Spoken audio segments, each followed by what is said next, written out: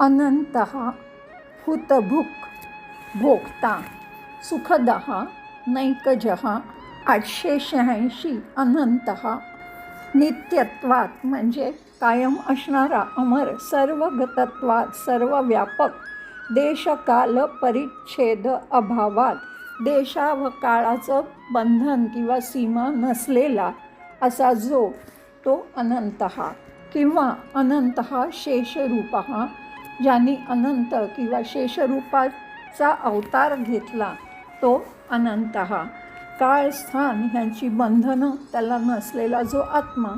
किंवा सर्वव्यापी प्रकृतीच्या रूपात जो अमर अपरिवर्तनीय आहे अंतरहित आहे तो अनंतः ओम अनंताय नमः 887 हुतभुक हुतम म्हणजे यज्ञात अग्नीत जे अर्पण केलं जातं भुनक ती त्याचं सेवन करणारा तो हुतभुक पवित्र अग्नीमध्ये आहुती रूपात जे अर्पण केलेल्या वस्तूंचा जो श्रद्धापूर्वक स्वीकार करतो कोणत्याही देवतेला अर्पण केलं गेलं तरी ती परमेश्वरालाच प्राप्त होते कारण तो अनंत आत्मा आहे जो सांसारिक आणि स्वर्गीय सर्व रूपात असतो त्यांच्या माध्यमातून तो कायम खेळत असतो असा जो तो हुतभुक अग्नी ओम हुतभुजे नमः 888 भोक्ता प्रकृतीं भोग्याम अचेतनां भुंक्ते इति म्हणजे प्रकृतीच्या रूपात अचेतना म्हणजे निर्जीव किंवा मृत भोग्याम आनंद सुख देणाऱ्या गोष्टींचा भुंक्ते त्यांचा आनंद घेतो किंवा त्यांना अनुभवतो असा जो तो भोगता जगत पालयती इति जो जगाचं पालन करतो तो भोगता सर्व भोग घेणारा जो शरीर मन बुद्धीच्या ह्या अनुभवाच्या उपकरणांच्या माध्यमातून वस्तूंच्या भावनांचा विचारांचा विश्वाचा आनंद घेतो किंवा ब्रह्मांडाचे रक्षण करणारा कारण तोच विविध नामरूपांमध्ये विश्वाचं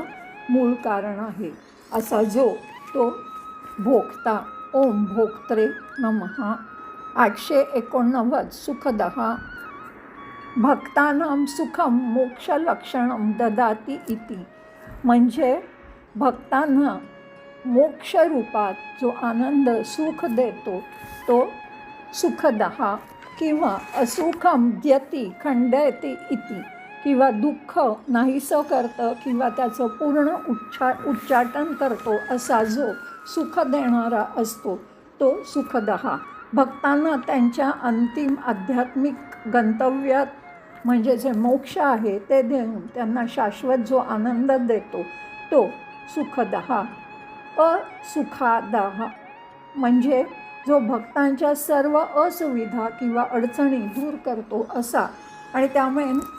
आपोआपच भक्तांना सुख प्राप्त होतं असा तो सुखदः ओम सुखदाय नमः 890 नैकजः धर्मगुप्तये असकृत जायमानत्वात नैकजः धर्मगुप्तये म्हणजे धर्मरक्षणासाठी असकृत म्हणजे पुन्हा पुन्हा जायमानत्वात पुन्हा पुन्हा अवतार घेतो जन्म घेतो तो नैकजः न म्हणजे एक ना एका म्हणजे जो एकदा जा म्हणजे जन्मला एकच जन्म ज्याचा नाही जो भक्त अनेक जन्म घेणारा